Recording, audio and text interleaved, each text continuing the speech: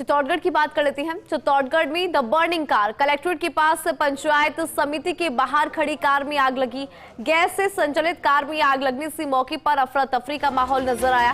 Car में आग लगते ही आसपास के लोग मौके पर पहुंचे और भारी भीड़ जमा हो गई। सूचना पर पहुंची दमकल ने कड़ी मशक्कत के बाद आग पर काबू पाया। आग पर काबू पाने के दौरान कई तरह के सवाल उठे।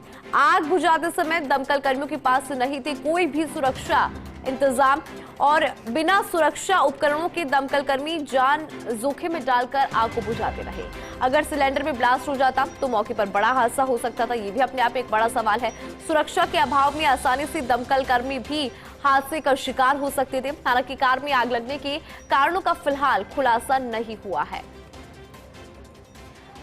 सीनियर रिपोर्टर और हमारे सहयोगी पीके अग्रवाल हमारे साथ फोन लाइन पर है। पीके अग्रवाल, द बर्निंग कार की जो तस्वीरें हैं वो भी हम दर्शकों को दिखा रहे हैं कि किस तरह से यहाँ पर आग लगी। हालांकि अभी इसके पीछे की वजह क्या रही उसका खुलासा नहीं हुआ, लेकिन कई तरह के सवाल यहाँ पर उपकरणों की कमी भी नजर आई। क्या जानकारी?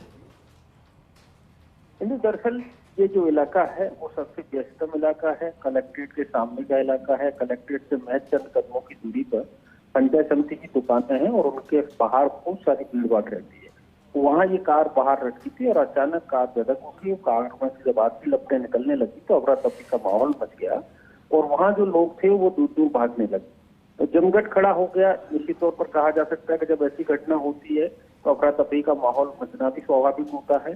उसके बाद दमकल को सूचना दी गई, फायर ब्रिगेड की टीम मौके पर पहुंची, सिविल डिफेंस की टीम मौके पर पहुंची और आग बुझाने का प्रयास किए गए। आग पर तो काबू पा लिया गया, लेकिन कई सवाल खड़े होते हैं इस तरह से दमकल कर्मियों ने कड़ी मशक्कत के बाद आग पर काबू किया, लेकिन पूरे रेस्क्यू ऑपरेशन के दौरान किसी भी दमकल कर्मी के पास कोई सुरक्षा किट नहीं थी, न ही बुनियादी सुरक्षा संसाधन थे, न ही जब सिलेंडर फट जाता तो बड़ा हादसा हो सकता था।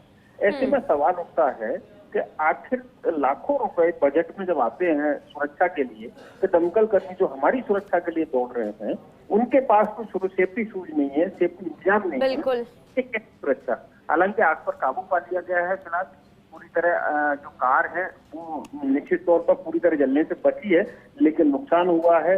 लेकिन सवाल वही खड़ा होता है कि अगर गैस जो कार थी उसके पीछे जो सिलेंडर लगा था वो ब्लास्ट हो जाता तो जब दमकल कर्मी आग बुझा रहे थे तो बड़ा हादसा हो सकता था। तब क्या होता अगर कोई जनहानि हो जाती?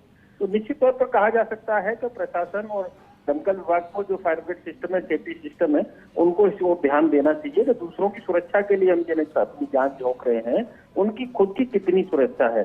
फिलहाल माहौल शांत है और आग बुझा ली गई है, लेकिन सवाल अब खड़े हैं।